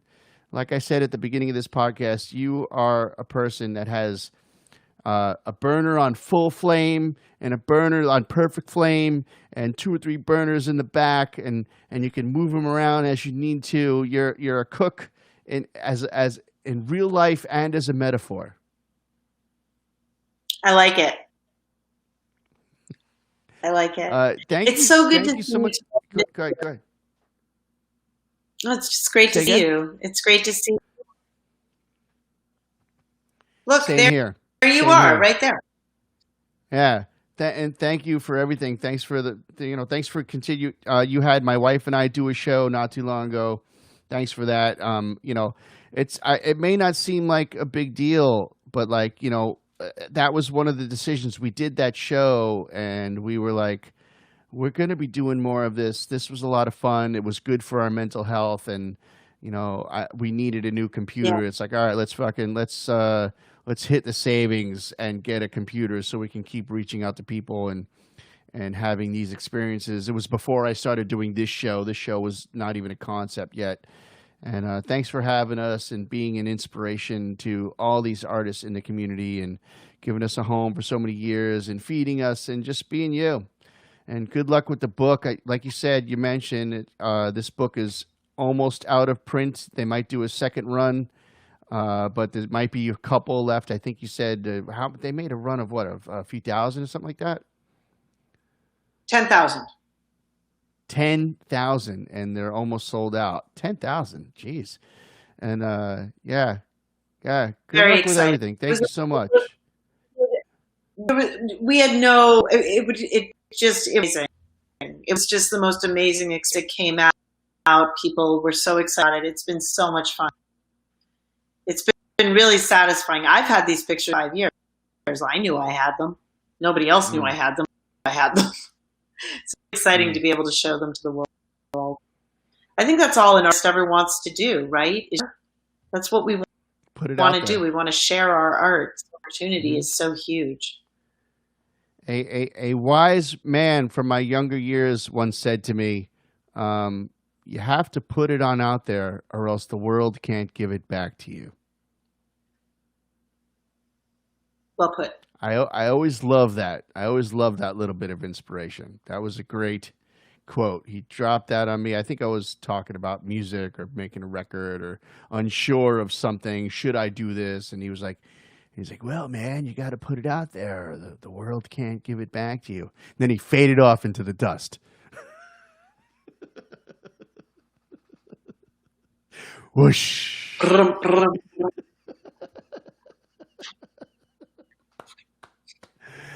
I could do this all night. I'm gonna wrap this thing up, man. Do me a favor, stay on the camera, stay off camera for a second, and let's say a proper good night off the air. And I'm gonna make it go away. Everybody say goodbye to JJ Gonson. Thank you so much for being here tonight. All right, Thanks, and me, bye. That's tonight's show. Next week's show, you would think I would have all this stuff queued up and ready to go so I can look at it. I'm not sure who next week's host is. Oh my goodness, next week's host is Randy Millman, another power woman in the music community. How silly that I didn't remember that. And the week after that, that's the 28th, and the week after that is October 5th, and I have Brian O'Donovan of A Celtic Sojourn on the show. I have great artists coming. I'm just getting into this thing, man. Got some great artists coming up. I have Pamela Means coming up. I have Will Daly coming up. And please, I don't even have a calendar where I could be like, check us out at. It's all on Facebook, 24-hour concerts or / 24-hour concerts. I'm just getting into this thing. I also started booking concerts with musicians. I have Rachel Marie lined up and Julia Mark. A lot of the great solo singer-songwriters that have come in and out of the Burn Backroom series over the years, and more specifically from the Lizard Lounge open mic that I used to host for years. I met so many great people there. I'm going to say goodbye and thank you for tuning in, and I will see you next time. Again, the theme of tonight's podcast is keep on keeping on. See you next time. Jump freeze. It's not much of a